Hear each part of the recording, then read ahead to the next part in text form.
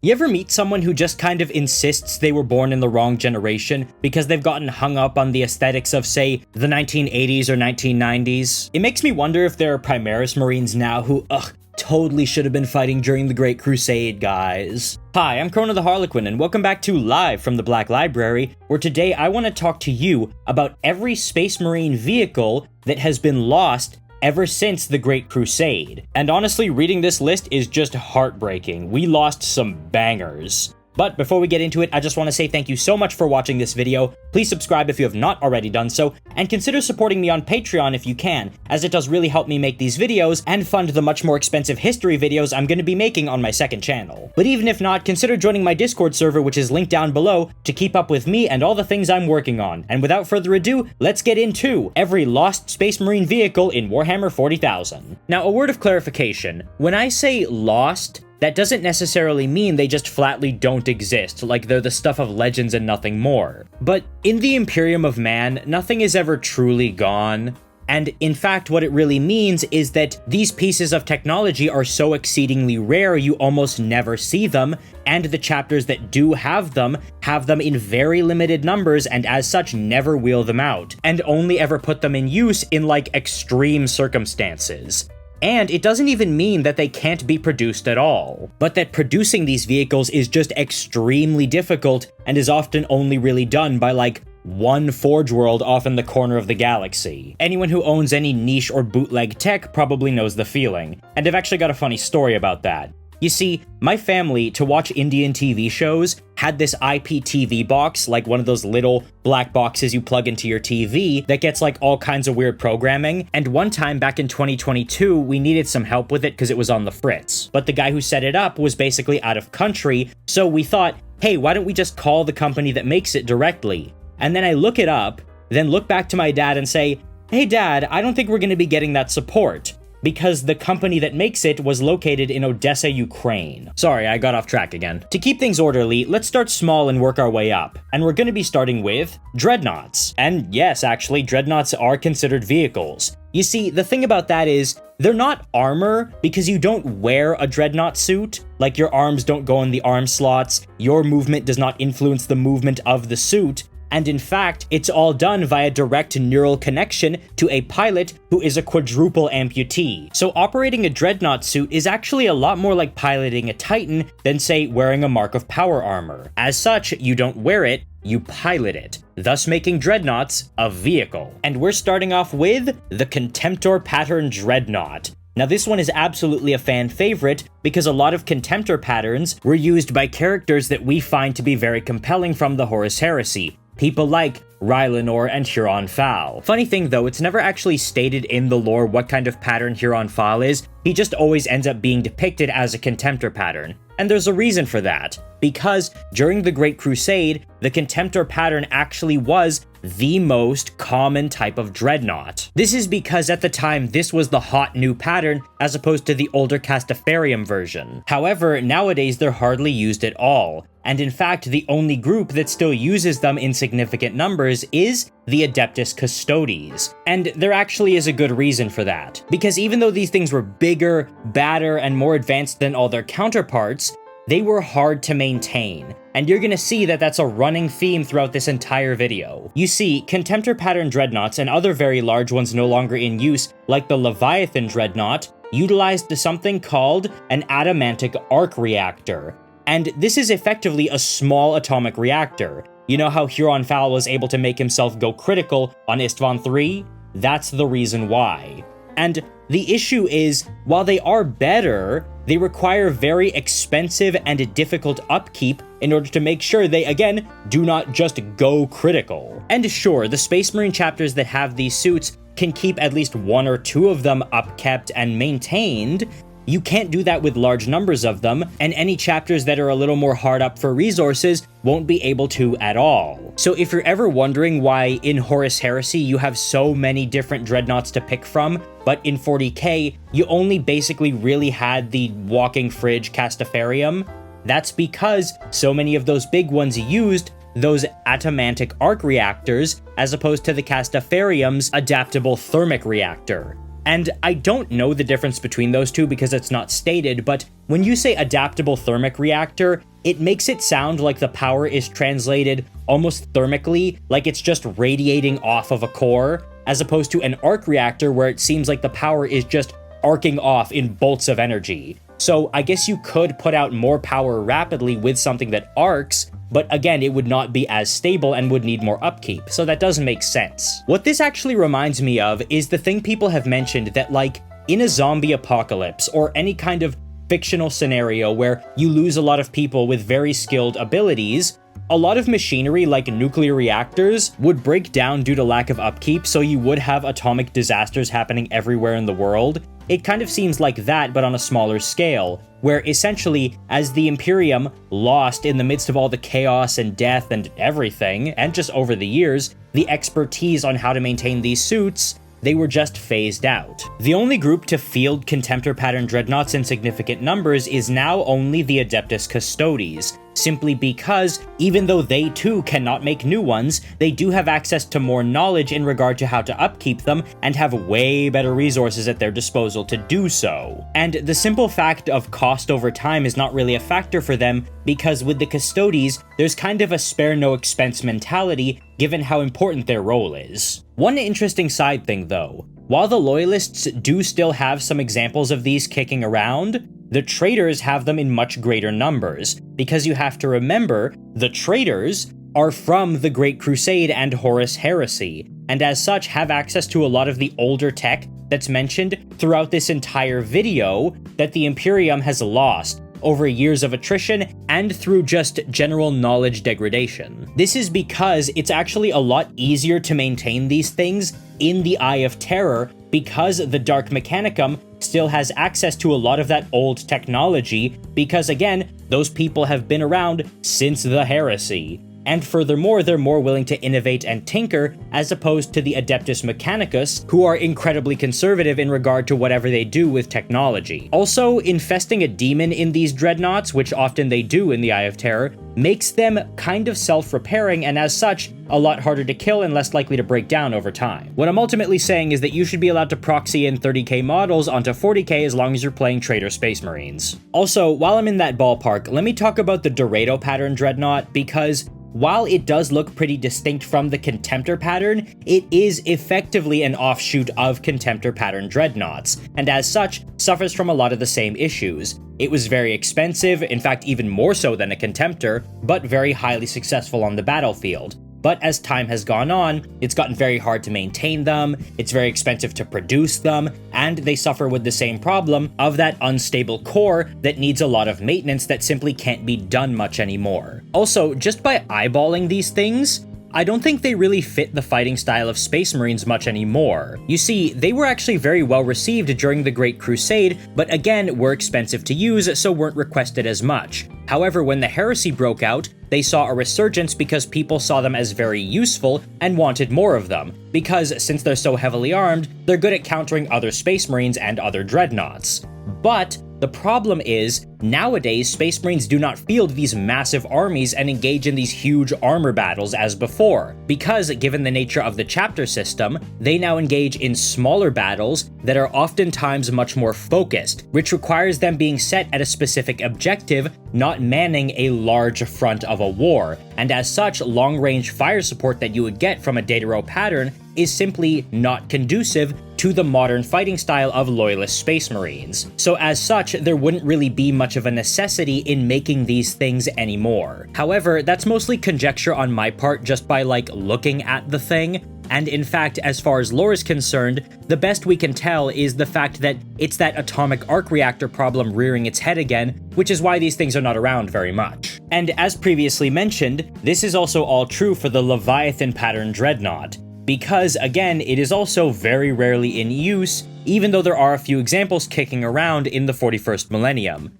However, there is another layer of reasoning here, and that's because the Leviathan dreadnought was actually developed very late into the Great Crusade, and it was developed in secret on Terra. So as you can imagine, very few Forge Worlds ever had the knowledge on how to make and maintain these things to begin with, meaning they are even rarer than the Contemptor pattern Dreadnoughts. And since these things were made on Terra, during the Horus Heresy, they could keep being produced for the Loyalist side, but the traders had to basically scrounge up whatever repairs they could to them on the fly because they couldn't get more. So ironically, while the traders have a lot more Contemptors, they don't have many Leviathans. But the most interesting thing, though, about these that kind of speaks to as to why they've kind of died out from usage is two things. The fact that, one, the Adeptus Mechanicus were always very uncomfortable about these things because they believed that since it was developed in secret without their knowledge, and because of how big it was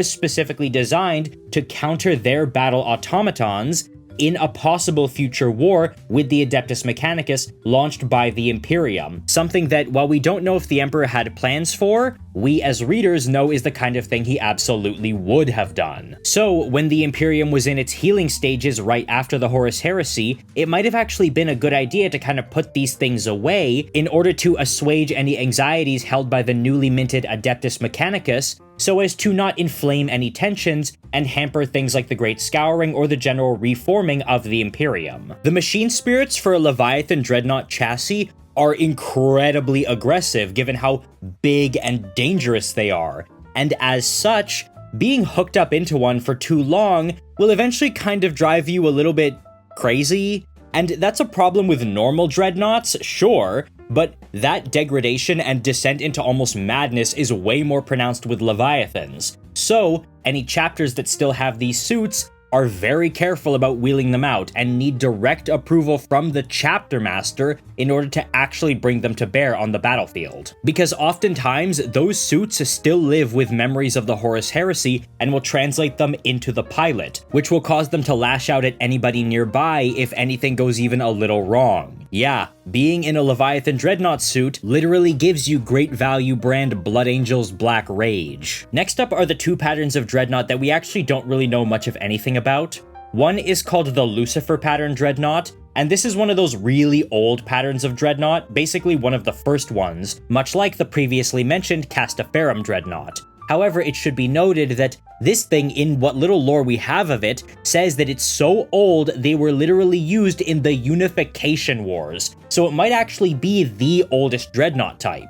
We have no information about it, no pictures of it, nothing. Just the name and the fact that it is that old. But given that it's that old, it probably fell out of use, much like Mark I power armor, and the templates and designs for it were not upkept, nor were any examples because there was just no reason to. Similarly, we also know of something called the Furibundus Dreadnought, which is literally only known by its name in the 41st millennium. Much like the Lucifer pattern, there is not a single surviving example of a Furibundus Dreadnought. However, unlike the Lucifer, we do have a few images of the Furibundus, and it is old. Like, the pictures of it are from like 1998. So it's basically just one of those pieces of old hammer that was phased out as the setting naturally evolved, kind of like some of those really old Eldari walkers. But now, of course, we have the new old kid on the scene, the Saturnine pattern Dreadnought. And this is something that was just recently revealed like a few days ago. You see, this thing was enormous, bigger even than the Leviathan pattern. In fact, so big that it's comparable to a small Imperial Knight. And that bulk was not for show because this thing was stacked. It had more armor, a stronger core chassis, better power generators, a thermal diffusion field which made it near impervious to oncoming fire, weaponry that you would not see on anything else, and its own inbuilt teleporter so it could just appear. And it was old too, much like the Lucifer pattern, having been used in the closing stages of the Unification Wars. But despite its success even in the early parts of the Great Crusade, it was just too expensive to make, and as such was largely abandoned. However, the Primarch Vulcan would take it upon himself to make it easier to produce, kind of streamline the production, and after he did accomplish this, he shared the patterns of it with all his fellow Primarchs and their legions, just in time for the Horus Heresy to break out, of course. However, the same problems would rear their ugly heads after the Heresy. Too expensive to make, not enough knowledge on how to upkeep its complex systems. So this thing was lost not just once, but twice now. Moving away from Dreadnoughts, let's get into some, like, vehicles. And first up is the Jetbike.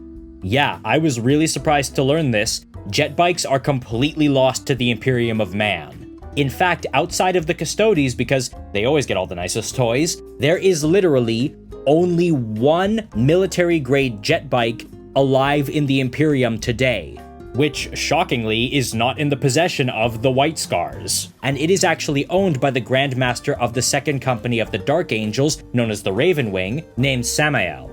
Just him. One of one. Now, these things were actually wildly effective during the Great Crusade, Horus Heresy, and even afterward, and were always in very high demand. However, the materials to make them were always very, very expensive, and the technology to make them was actually lost very recently, with only around M41 being the time they are declared largely extinct. And apparently part of this is because of the Imperium's mentality, because hovering technology like this being viewed as alien and untrustworthy. It's seen as like, oh, that's an Eldari or Tau kind of thing. We in the Imperium don't mess with that sort of thing. Which is funny because back in the day, they most certainly did. With the demand for these being so high, the Forge Worlds could not produce enough of them to keep up with the Space Marines' demands. But here's where it gets even weirder, because the only knowledge that was lost is the knowledge to make military-grade jet bikes. And in fact, regular jet bikes for like civilians are absolutely in circulation on some more wealthy planets among the nobles and elites. Remember, just because they are still in existence does not make them widely available. However, even some Underhive gangers have these things because they create bootleg ones by mixing anti-grav technology and turbines. They effectively craft for themselves hover bikes by combining a car battery, a strong magnet, and an industrial fan. Also, this distrust of anti-grav technology seems to only apply to jet bikes because of how much the Eldari utilized them, because the Imperium still happily utilizes land speeders. Like, the loss of the jet bike is literally down only to the Imperium just being stupid about things. And the irony of it all is that the Imperium only recently lost this technology just in time for the Primaris Marines and a lot of their anti-grav tanks, which may very well have likely seen the taboos and anxieties about jet bikes melt away. But I guess we'll just never know at this point. The same reasoning of the Imperium just being dumb, however, does not really apply to the next piece of lost technology, that being the Javelin attack speeder. And it is actually similar to the land speeder I mentioned earlier, but it's effectively just better in every way. Imagine if you took a jet bike, made it bigger, and widened it into a two-seater. Now these things were actually wildly effective during the Great Crusade and Horus Heresy. But the problem is, they were so advanced that the Mechanicum viewed them with distrust. Thank you, Mechanicum. Always great to have you on board with these sorts of things. And the extremely sophisticated and effective anti-grav systems on the thing that allowed it to be more heavily armored than a land speeder and more heavily armed than it too were so time-consuming to construct and difficult to repair that, again, they simply just fell out of use as resources became more and more scarce in the Imperium. The few of these things that are still around are viewed as highly revered relics because, again, they're really good, but simply put, the Javelin attack speeder is essentially a victim of its own success, not all too dissimilarly from the Saturnine pattern Dreadnought. Now, let's move on to tanks, and this was actually the reason I made this video because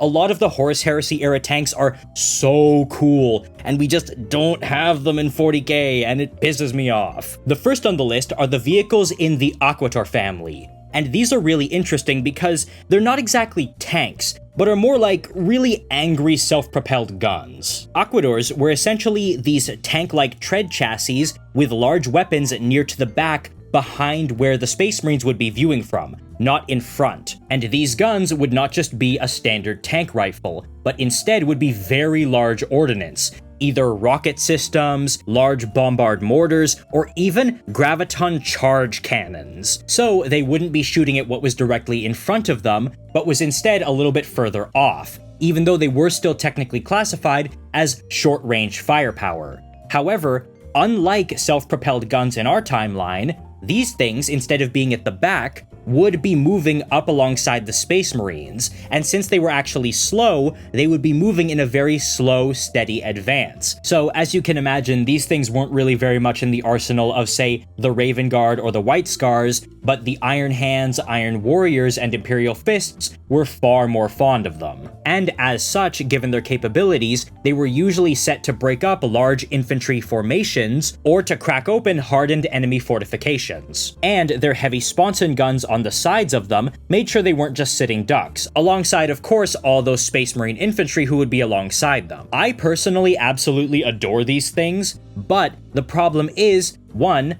technology just sort of vanishes in the Imperium after a certain time, and two, this is just not the way Space Marines fight anymore. They don't go up against these entrenched fortified positions or entire enemy armies. So there was just no reason to really keep them around when something like a Land Raider or a Rhino will do you up just fine. And speaking of Land Raiders and Rhinos, even though they are some of the most widely used vehicles by Space Marines today, some variants of them have sadly gone under. For Land Raiders, you had the Proteus and Achilles patterns. Now, the Proteus was interesting because even though it was never really all that combat effective, it had really good scanning systems, and as such, was likely used back during the Dark Age of technology to scout out hostile worlds for colonization and resource extraction. But they did make for good war machines when the going got tough and they needed to be converted to do so. However, it should be noted, these things actually had less troop carrying capacity, and their lack of a forward-facing assault ramp meant they were never really as good, because you have to remember they were not designed as combat vehicles. Interestingly though, they might actually be the oldest version of Land Raider that all other Land Raider templates were based off of. So, even though, again, they're not that amazing, the Space Marine chapters who do still have the rare few of them in the 41st millennium treat them with a lot of reverence. However, even though you could argue that they're not that good, the Land Raider Achilles variant is that good, and is probably one of the best Land Raider types ever produced. You see, these bad boys were produced near the tail end of the Great Crusade in response to a Xenos threat where a small empire had access to really good energy weapons that the Imperium couldn't counter. So they designed the Achilles pattern Land Raider, which was essentially the same as other Land Raiders, just better. Better armor, better weapons, better everything. But the problem is, better quality means bigger price tag, and as such, these things would, as you guessed, fall out of usage as time went on, given their cost to make and the knowledge needed to make them. And these things, despite how good they were never widely produced to begin with, having been invented by and only ever really fielded by the Imperial Fists. So as you can imagine, it didn't take long for them to largely disappear. But if in the 41st millennium Space Marines hear even a whisper about a relic of a Land Raider Achilles or even just a wreck of one, they will drop whatever they're doing and try to reclaim it, because they were that good. Similarly with Rhinos, which are troop transports much like Land Raiders but on the smaller side, they did lose several variants over the intervening millennia. A good example of this is something called the Deimos pattern, which has been lost by dint of being one of the oldest patterns of Rhino, and as such it was phased out as better models came into usage. However, while the Deimos might not seem like a huge loss, what is the Whirlwind Scorpius, which was a variety of the Deimos pattern, which saw that iconic Whirlwind missile system replaced with something called a Scorpius launcher, whose munitions, rather than being explosive, were actually implosive. And this, much like how the Achilles was requested by the Imperial Fists to fight a specific Xenos civilization early in the Great Crusade, was requested by the Space Wolves for them to fight their own specific Xenos threat that was proving tricky. And as such, it's fallen out of use, not just because the Deimos pattern chassis it was mounted on has fallen out of use, but because the knowledge to make the munitions for the Scorpius launchers that gave them their name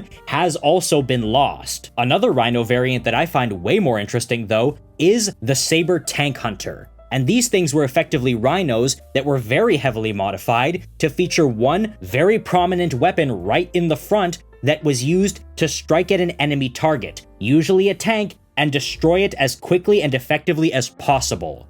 Also, they had a lot of new technology in them, such as multiple axle drive cores that made them way more faster and maneuverable than a lot of other Space Marine vehicles. This allowed them to get in quickly, eliminate a target, and then get out before they could be retaliated against. The reason these things were actually developed late into the Great Crusade was because the method by which Space Marines were fighting was changing. They weren't fighting as much in these large armies slowly moving forward and destroying enemy empires, but instead were operating more as quick seek and destroy units, much like what we would see later on with the development of the chapter system. But as you can imagine, tale as old as time, their systems were too complicated to keep mass producing, and the knowledge on how to build and maintain their large central weapons like the neutron laser projector became harder and harder to come by, so they just fell out of mainstream usage. However, the Saber Tank Hunter was not the only such tank hunter employed by the Space Marines during the Great Crusade and Horus Heresy.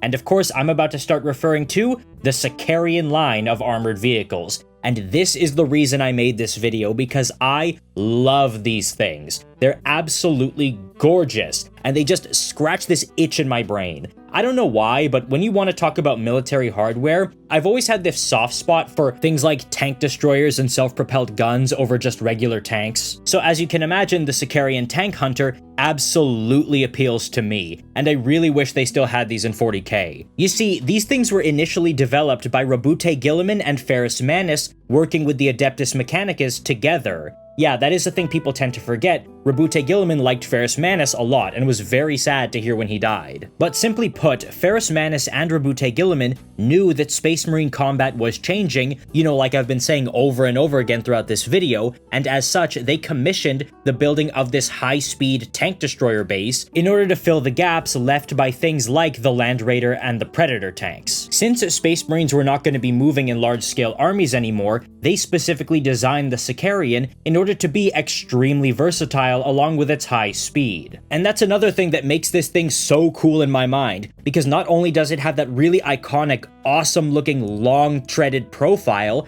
but it's so modular. You can swap out the weapons with anything, and it becomes effectively an entirely new design. That's so cool to me. I love that kind of modularity, and it really speaks to the notion that Space Marines are going to be, here on out, ideally, working in small groups that need one vehicle that can kind of do it all. But interestingly, these things were developed very late into the Great Crusade, and as such, Horus would make sure that most of these would end up in the hands of the legions he knew were going to side with him, as opposed to the loyalists. So these things are actually more commonly associated with the traitor legions, much like Mark IV power armor, which Horus did the exact same thing with, making sure they got to all the traitor legions first and in greater numbers. So as you can imagine, those few examples of loyalist Sicarian tanks are treated with extreme reverence and literally kept in stasis fields to stop their systems that cannot be repaired from corroding further. Meanwhile, the traitor legions in the Eye of Terror still have these things in abundance. In fact, they're actually so rare in the 41st millennium that many in the Adeptus Mechanicus claim they're a myth and that they just never existed at all. Let's though run through the variant types of the Sicarian battle tank. First, you have the standard one, which has on top two mounted heavy high-caliber autocannons meant to just pound into targets as you see fit. You know, your standard stock, really good. But then you have the Sicarian Venator, which instead of two top-mounted autocannons, has one giant neutron laser projector, the same weapon used on the Saber Tank Hunter. This variant was used as like an even more of a tank hunter than the already Tank Hunter standard version, because instead of being able to just fire shots at anything, it was one and you're done, just destroy an enemy target and then get out, essentially sacrificing some versatility for stopping power. On the other end of the spectrum though, you had the Sicarian Punisher, which swapped out those two autocannons for a Punisher rotary cannon. And this was actually used less as a tank killer and more so as a close support vehicle, with the Punisher rotary cannon, while not as effective at cutting through vehicles and hard targets, very good at chopping through hordes of infantry and swarms of Rhinos. The problem with it though is that it absolutely drinks ammunition. But many of you will actually note that combination of high speed, powerful close-range rotary cannon burst, and then immediate withdrawal is the exact same role filled by the A-10 Warthog. Another variant is one that's really interesting. It's called the Sicarian Omega, and this is effectively a jury-rigged battlefield repair version of the Sicarian tank. As previously stated, the Sicarians saw their most usage during the Horus Heresy, and that was not really a time of, say, abundant logistics. So, those who had them sometimes needed to get creative. So the Sicarian Omega saw much more simplified, less sophisticated systems jury-rigged onto the Sicarian base. This applied to a lot of the systems in the tank itself, but the most clear example of this is the weapon on top. You see, those accelerator autocannons, neutron laser projectors, and Punisher rotary cannons were all very specially crafted, high-quality pieces of precision armament. But, as you can imagine, it would become increasingly difficult to repair and replace them as the fires of the Horus Heresy burned across the galaxy. So, since a lot of Space Marines could not get to Forge Worlds to have their Sicarians repaired, they would essentially dumb them down in order to make them more repairable and maintainable in the small forges attached to their strongholds and ships. And as such, they were most commonly equipped with something called the Omega Plasma Array,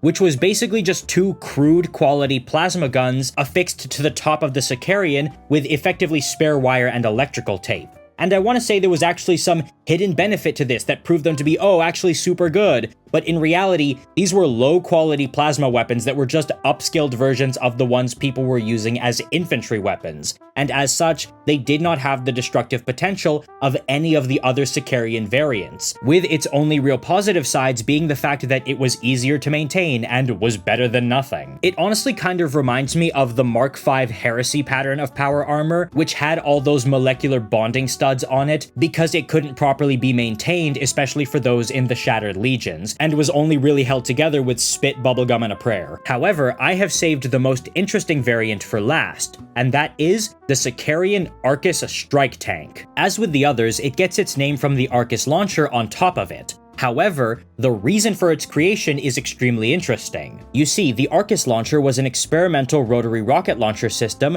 that was capable of cycling between different ammo types between every single shot very easily. The purpose of this was so that the different warheads could fill distinct roles very easily, thus allowing for fewer vehicles to be deployed without kneecapping operational flexibility and utility. And this thing, as you can imagine, was the brainchild of Guilliman himself, who was writing up new doctrines for how the Space Marines would function, given the fact that the Great Crusade was wrapping up. So it was essentially like a Swiss Army rocket launcher. Sounds sick, right? Well, like all cool things, it wasn't to last, because when the Horus Heresy broke out, these things were only really in the prototype stages. And the problem was, as with all things, the goddamn Mechanicus. Because some of the warheads used in the Arcus launcher system, such as particularly the neutron flux warheads, were actually developed on Terra before the alliance with Mars had ever even happened, and as such, they made the Mechanicus uncomfortable, and rather than compromise, they just refused to work on the systems at all if ever they needed repairs. And as such, the only places actually repairing the Arcus systems and making more of their specialized ammunitions were the Legion homeworlds, who had some of the capabilities. However, they would eventually start to just run out of the stockpiles of this ammunitions, and as such, a lot of the Arcus systems would just be replaced with more common rotary missile launchers. So no swapping between ammo types and no neutron flux torpedoes. It's often really really and funny to me how often a lot of really cool things in the Imperium just get torpedoed by the Mechanicus. But I'm sure you can see why I find the Arcus pattern Sicarian so interesting. It was literally meant to be the spearhead of the new phase of Space Marine combat altogether, had things at least gone to plan. And that system sounds so interesting. It really is a shame that hasn't survived into the 41st millennium. Next, we're gonna talk about more miscellaneous tanks. These ones are often more one-off models, as opposed to, say, being part of a line like Arquitors or Sicarian or things like that. And generally speaking, they tended towards being a fair bit heavier, the smallest of which was the Kratos Battle Tank, which was actually designed during the Unification Wars, where it saw its most action. And what's interesting about this one is that the reason for its falling out of use wasn't because of it was lost to the sands of time, or it was just too complicated to maintain in the fires of the Horus Heresy, but simply because it just became outmoded. You see, the Kratos was used for a very specific purpose. It was an infantry support tank, and what it was meant to do was use its main armament to punch into enemy infantry formations that its allies could then exploit. Now, that does sound pretty good, and it is, but the problem is, this thing wasn't really all that fast, and its weapon systems were not that great. It could have maybe the battle cannon used for shooting at enemy infantry, or, if you wanted to get creative, be swapped out for a Melta blast gun, which was better at dealing with enemy vehicles. But still, that's not what it was meant for. This was meant for hitting enemy infantry formations, and that's it. It wasn't good at, say, putting out a lot of fire to suppress the enemy. It wasn't good at breaking enemy fortifications. It was not good at counter-vehicle operations. You know, it wasn't a tank killer, it wasn't a self-propelled gun, nothing. It had one job, and it was slow. So as the Imperium both rediscovered and developed better technology, it's no surprise it was swapped out for faster, more versatile tank designs, most notably the Predator tank, which is actually still in use up until the 41st millennium. However, some Space Marine legions, particularly the Blood Angels, would keep these in reserve because it's still a battle tank, how bad can it be? So they did actually see a bit of action during the Great Crusade and Horus Heresy, but generally speaking, it's gone and it's not really missed. I will say though, that is a damn good design. Next up is something called the Spartan Assault Tank. And this one is interesting because it was based off the design of the Land Raider, but is modified enough to be considered its own thing. And the thing about it is that it was, much like the Land Raider, an armored transport. However, it was specifically designed to carry Terminators. Now you might be wondering, why do Terminators need a transport? Most Terminator armor suits have their own teleporters. Well, you see, the thing about that is that teleportation is not a 100% thing even for Terminators, and there is a good chance that you come back like wrong or messed up when you translate, or you might just end up fused to the floor or a wall. And a quick aside, when a Space Marine ends up fused to the floor or wall after transporting, it's the single most painful experience in the galaxy. Like, full-sized Terminators will be caught screaming their heads off because they translated into a wall and are now feeling the worst pain imaginable on the molecular level. So if I had the power to teleport, but I knew there was like a 1% chance of that happening to me every time I teleport, if it's not really, really important, and I don't need to be there right that second, I'm taking the damn Uber. So yes, the Spartan Assault Tank. What makes this different from the Land Raider is that yes, it is bigger than a Land Raider and as such could carry Terminators inside. It was also equipped with more weapons. Yes, it had those two twin-linked las cannons on the side that the Land Raider has, but it also had a turret on top that could hold a heavy bolter or heavy flamer. It also had better shielding than your average Land Raider, and was actually even faster despite being bigger and more heavily armored because it was powered by a reactor. But as you can imagine, that makes it a little harder to maintain. But it wasn't just the upkeep of systems that made this thing fall out of vogue, but mainly it was the fact that the standard Land Raider design was updated to be able to fit Terminators. So while this thing was a little bit better than a Land Raider in every possible way, its main thing, being big enough to carry Terminators, was now redundant. So even though the Space Marine chapters that do still have these things will wheel them out into combat zones where a regular Land Raider would be destroyed, making more of them just wasn't really worth the extra resources and trouble. Yeah, 1-to-1, it is better than a Land Raider, but if I had the choice between producing like 5 of these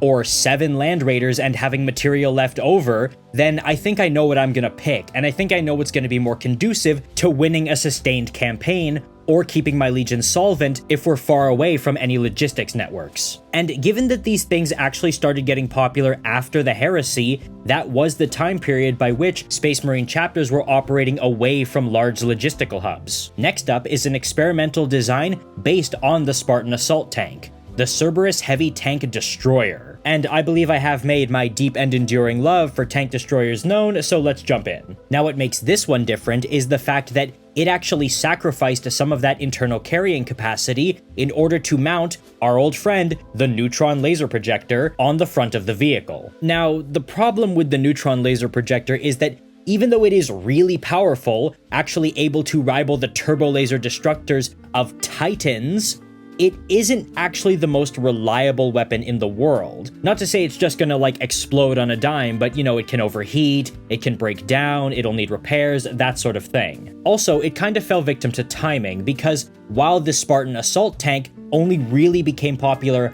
after the Horus Heresy, this one started being rolled out before the Horus Heresy, like right before it started, and as such it was thrown into the melee without really much capability to maintain its complicated gun. So that, coupled with the fact that the machine spirits for these things were at times known to be corrupted very easily, means that very few of them have survived into the 41st millennium. Simply put, they just weren't worth it. Maybe they would have been if the Spartan pattern had taken off, but the Land Raider has just eclipsed it in every way. And then in terms of tank killers, this thing was probably just outclassed by the Saber and the Sicarians. Next on the list is the Typhon Heavy Siege Tank. And this one was developed about the same time as the Spartan Assault Tank, so while it's not actually a variation on the Spartan, it does share a lot of similarities because they were just made at the same time. And what I'm sure you've noticed from this is that giant cannon in the middle. That is known as a Dreadhammer cannon, and it is used for busting open enemy fortifications. And that is actually the only thing the Typhon Heavy Siege Tank can do. It was actually developed by request from Perturabo himself, because he wanted something that could deploy quickly and bring in fortress-busting firepower. But as a trade-off, it can't really do much of anything else, and you're not really going to use this to fire on enemy infantry or vehicle formations. What's interesting though is the reason it fell out of use, because the thing about the Dreadhammer cannon is that while it looks really intimidating, it's not a particularly complicated piece of machinery. It's just a big bombard. However, with the Spartan-style chassis falling out of use, this thing also fell out of use similarly, because things were more streamlined in the Imperium.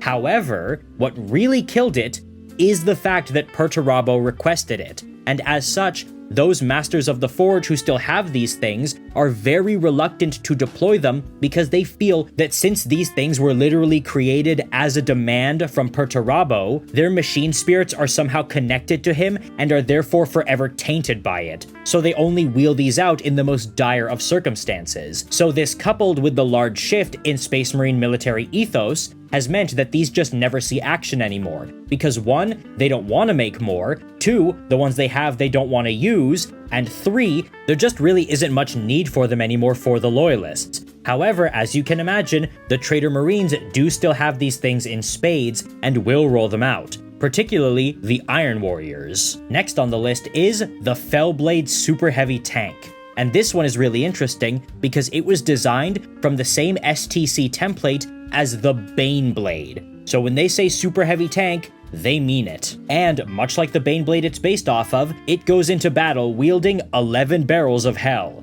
The main armament being twin accelerator cannons, and then it has a demolisher cannon and 2 sponson-mounted quad las cannons, all on a chassis that is even better than the Baneblades, and powered by the Adamantic arc reactor. However, as you can probably imagine, something of this caliber is not easy to produce or maintain, and much like the Contemptor and Leviathan Dreadnoughts, it fell victim to the Adamantic arc reactor, which the Imperium now barely has the knowledge to produce and maintain. And in fact, by M40, it is known that less than 100 Fellblades have been produced in the last 500 years. So by M41, these things are extremely rare to see on the battlefield. And interestingly, the machine spirits on these things are very aggressive. So much so that the ones still possessed by Chaos Space Marines that are now possessed by demons draw into themselves ones that are so violent that these things need to literally be chained down when not in combat, or else they'll just go berserk. Next on the list is the Falchion Super Heavy Tank Destroyer, also known as the Mammoth. This one is interesting because its main armament, that being a giant twin-mounted volcano cannon, is one of, if not the single most powerful weapon that can be put on a vehicle by the Imperium. Now, generally speaking, that probably sounds like overkill, but it should be noted the term tank destroyer doesn't necessarily mean this was fielded against enemy tanks, and in fact, its intended targets were large enemy walkers that the Imperium would encounter as the Great Crusade rolled on. But when the Horus Heresy broke out, its main target became Titans. Yeah, this thing was a Titan killer. You see, volcano cannons are literally mounted on the arms of Titans, or the largest tanks available to the Imperial Guard, that being the Shadow Sword. And this thing had them twin-linked. Are you nutty? The thing about volcano cannons, though, is that the barrel has to be replaced every 1,500 shots, or else it will catastrophically fail. So, as you can imagine, the resources needed to create these vehicles is so intensive that not many of them could just be produced, and their use cases were, simply put, pretty limited, especially given their lack of versatility. Like, how many Titans is a Space Marine chapter going to be fighting after the Horus Heresy? So if the need arises, Space Marine chapters will wheel the ones they have in reserve out, but generally speaking, they're just not needed. Next on the list is the Mastodon. Oh god, the Mastodon. It is a thing of beauty. If the Land Raider was a guardsman, the Mastodon would be a Space Marine. This thing was, by far, the largest land-based troop transport the Space Marines have ever had, being able to carry up to 40 Space Marines, or 20 Space Marines and 2 Dreadnoughts, or just 4 Dreadnoughts. Take your pick. Interestingly though, despite its massive size, its armaments were actually pretty humble, with one forward-facing siege Melta array as the main weapon, turret-mounted Sky Reaper batteries for anti-air, as well as 2 side-mounted heavy flamers and las cannons. Or you could just strap some missiles on it if you're feeling zesty. So that is a lot, but it's just maybe not as much as you would expect for something of this size. But in reality, that forward-facing siege Melta was actually meant to just sear holes into the walls of enemy fortifications, meaning this thing wasn't just a transport, but coupled with its very heavily armored front end, it was effectively a giant battering ram as well. But where this thing really shines is its defenses, because as you can imagine, the ceramite plating on the outside, you know, the same thing Space Marine power armor is made of, was so thick that it was nigh on indestructible. If there were Marines inside, they were getting to the battlefield, and they were getting there unharmed. There's nothing you could do about that. Your best hope against this thing, and I mean the only hope, was to try and immobilize it by taking out its treads. But even if you managed to do that, still not easy by the way, it became effectively a fortress on the battlefield, serving as a gigantic bunker right there that the Space Marines could rally around and use to defend themselves with. Like, when you look at a cross-section of this thing, it honestly feels more like a battleship than a land vehicle. It had bulkheads inside, and an upper and lower deck. But it wasn't all just bulk and brass keeping this thing together, because it also came equipped with not 1, but 2 Void Shield generators. And to put things into reference, that is the same amount of Void Shields they give to Warhound Scout Titans. This thing was as heavily armored as a Titan, and in fact that's part of what it was used for. During the Horus Heresy, this thing would specialize in transporting Space Marine squads to the front where Titans were active, because it could very easily defend itself against Titan shots full force. If anything, the fact that so many of these monsters were destroyed during the Horus Heresy just helps to drive home how destructive that conflict was. Sadly though, as you can imagine, tale as old as time, I've said it before, this thing started to fall out of use after the Horus Heresy, and for reasons we can very easily infer. Look at the thing. Do you have any idea how expensive that would be to make?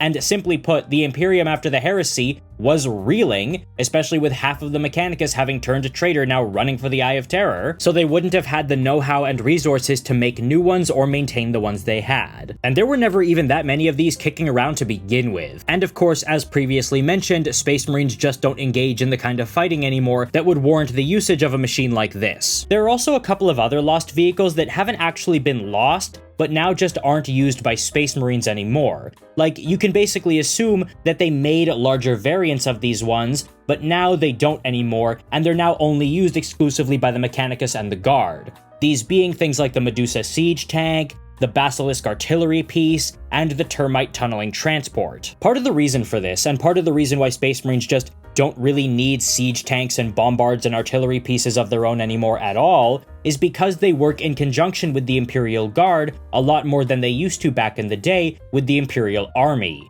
You see, the Imperial Army used to function just on its own, but Space Marine legions were effectively their own self-contained armies, who had large complements of mortal troops called auxiliaries. And while these auxiliaries are certainly useful, most Space Marines always had kind of an ego thing going on with regard to delegating tasks on the battlefield to mortal humans, so they were more prone to handling these things themselves, given the fact that they believed they could often aim better and with more accuracy. So they did have their own artillery pieces. Plus they also had a lot more manpower to spare, as opposed to the 1,000 Marine chapters that we have now. So they can't really spare anyone to, say, operate an artillery piece or a siege tank. So, when they are on battlefields that warrant such heavy equipment, they're often working with the Imperial Guard. And truth be told, that's honestly smarter, given the fact that it's not a huge gap when a Space Marine is operating an artillery piece versus a mortal human, especially since the firing solution is gonna be the same no matter what. And with regard to the termite tunneling transport,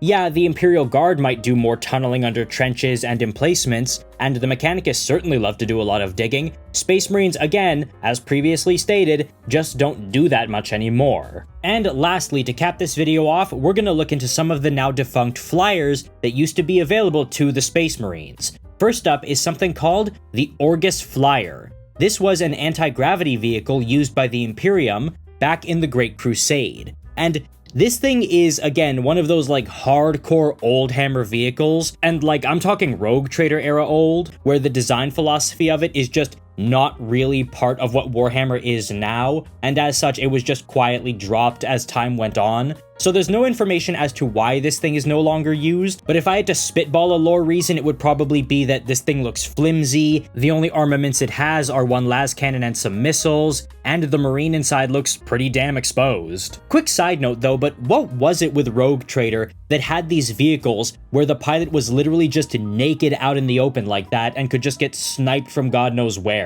I honestly don't know what like compelled them towards that design philosophy. Staying on the topic of single marine fighters, we have something called the Primaris Lightning Strike Fighter, and don't be fooled by the name, this wasn't a Primaris vehicle at all, but was in fact used during the Great Crusade by the Space Marine Legions, and was a variant of the regular Lightning Fighter. You see, Lightning Fighters are generally speaking dogfighters that have the capacity to attack at ground forces, but the Primaris Lightning Strike Fighter specifically was meant to serve as a fighter bomber, meaning yes, it was a fighter with the same las cannons as the regular Lightning, but it was equipped to carry more missiles, and more specifically, more expensive kind of missiles, like rad missiles, meaning it had more of a bombing capability. But this did not come at the cost of speed, because it was powered by a forced plasma ramjet drive. And I actually don't know what that means, but it sounds really fast and really expensive. And wouldn't you know it, this thing fell out of use after the Great Crusade and Horus Heresy ended, despite being very commonly seen during those eras,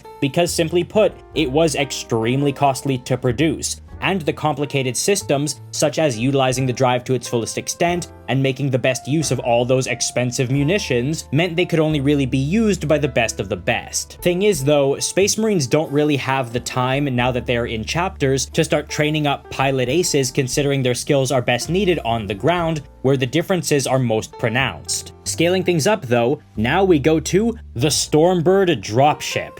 And this thing was massive. Remember how I said the Mastodon could carry 40 Space Marines into battle? Well, this thing could fly in 50 of them, or 5 Dreadnoughts. Or it could carry in a bunch of equipment like jetbikes, batteries, and even a Rhino. So this thing could literally fly in, say, for argument's sake, 1 Dreadnought, 20 Space Marines, a squad of which are all on jetbikes, and a Rhino. That's not the kind of force you fight a war with. It's the kind you end one with. And that's not even counting the Stormbird itself, because this thing flew into battle with 4 turret-mounted twin-linked las cannons, so that's 8 las cannons, 3 twin-link mounted heavy bolters, so that's 6 heavy bolters, and 6 Dreadstrike missiles. And all of this protected behind very thick composite armor plating, and, much like the Mastodon, void shield generators. This thing really was an airborne Mastodon. So, while the Mastodon was for ground assaults and could be used as a battering ram, this thing was in the air, and served as more of a transport. Honestly, I would say it's probably better than the Mastodon. In fact, this thing was so sturdy that the only weapons that had any hope of damaging it or bringing it down were those giant defense lasers that fortresses had in order to fend off void ships. You literally had to use anti-spaceship weaponry to try and stop this thing. So it honestly kind of begs the question, why would you want to use anything other than the Stormbird? Well, as you can imagine, these things are wildly expensive to produce, saying it again like I'm beating a drum. But there's also the fact that even before the Great Crusade was over, near its ending stages, it was already starting to be replaced by the Thunderhawk, which was smaller and more nimble. So as such, most of these were already out of use by the time the Horus Heresy rolled around.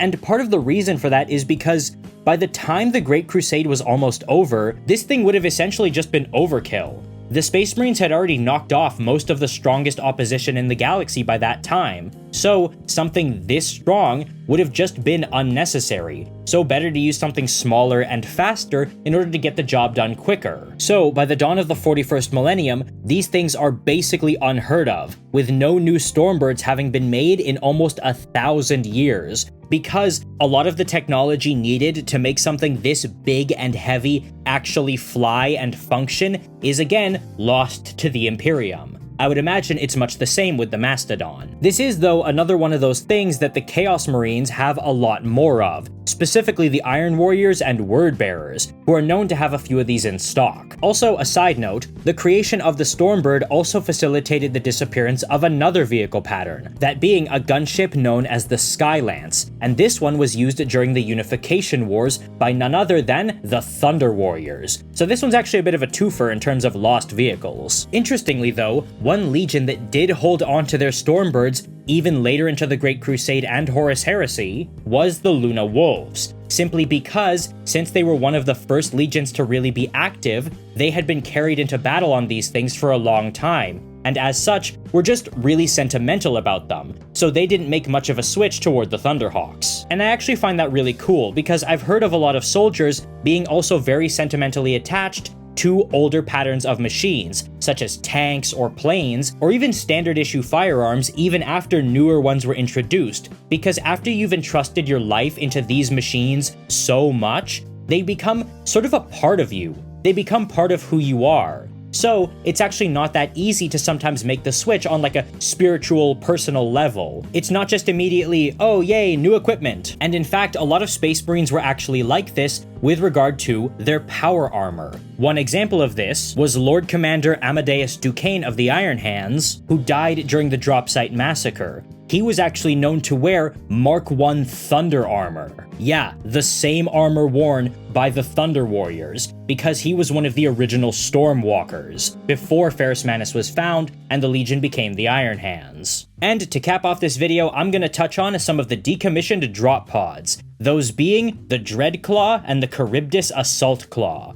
You see, these things were meant as you can imagine, drop pods, which were designed to deliver Space Marines to battlefields from orbit, them being shot out of spaceships and onto the ground. However, these things, the Charybdis and the Dreadclaw, were actually capable of taking off and going back into orbit after deploying their payloads. They were very sophisticated. And even when they did land, they were not just sitting ducks, being armed with storm launchers and melta cutters. In fact, some commanders would drop these things onto the battlefield near enemy tank formations so that it could just unload all its weapons on them before taking off again. And as you can imagine, this required a lunatic amount of aggression on the part of whoever ordered that, but it could be done. However, what these things were really good at was ship-to-ship boarding actions, because a lot of those melta cutters could be aimed to face directly downward, and the deployment hatches on these things were right underneath them, meaning it opened up at the bottom,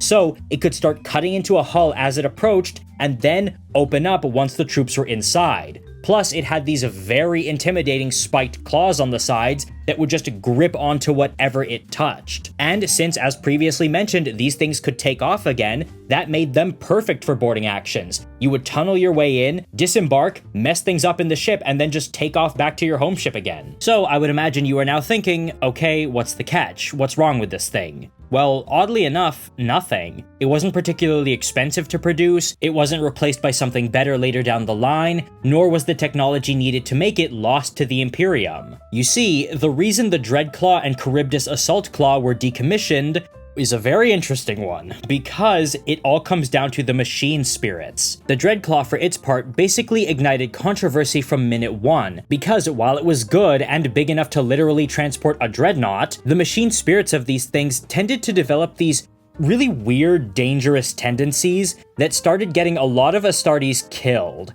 And this became like an endemic problem throughout the entire run of their usage, all culminating in an incident aboard a battleship called the Legate Percalis, which was fighting during the Siege of Terra. And after that, all mines were made up, and not only were the Dreadclaws decommissioned, but they were all literally jettisoned into space.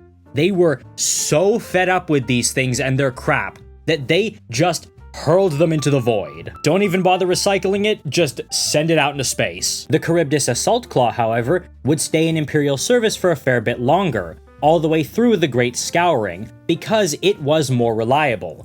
You see, since it was made from the same template as the Dreadclaw, they were careful to take it apart and inspect its mechanics and machine spirit as much as they could to see if it had any of those same catastrophic flaws, and it seemed fine. Initially. Problem was, though, it served a little too faithfully all throughout the Horus Heresy and Great Scouring, and after all that time, fighting side by side with specific individuals, the machine spirits of the Charybdis Assault Claws started to get a little clingy. You see, what started happening was that the Charybdises would become attached to one specific master, and should that master not be present when it was being worked on, it could start getting upset, and those tech priests working on the thing would suddenly become subjected to a significantly higher rate of fatal accidents. And even worse, if that master was not just around, but killed or unable to tend to it, it would literally start throwing tantrums whenever anyone else was using it or inside it. Now, you're probably asking yourself, what exactly does a drop pod tantrum look like? Well, in the case of the Charybdis, what it would start doing is just throwing open the bomb bay doors at the bottom, right in the middle of atmospheric re-entry, thereby incinerating everybody inside. That's the equivalent of like rolling down the windows in a car wash if the car wash was fire. So even though they didn't start airlocking the Charybdis Assault Claws, they did stop using them in exchange for Thunderhawks and Caestus Assault Rams for their boarding actions, even though both of those were not nearly as good. But it didn't matter because you just couldn't trust these things. They were so unreliable. In fact, it was so bad that many in the Ordo Malleus were starting to believe that the Charybdises and the Dreadclaws were infected with the same kind of abominable intelligence mind virus that once plagued the Men of Iron and brought humanity to its knees. So it's not even like that situation where, ah yes, only a few of these examples still exist, and they are revered chapter relics. No, there are none of these left on the Loyalist side, because they just did not want them around. They could have made more, they weren't particularly expensive to make, and they didn't have anything better.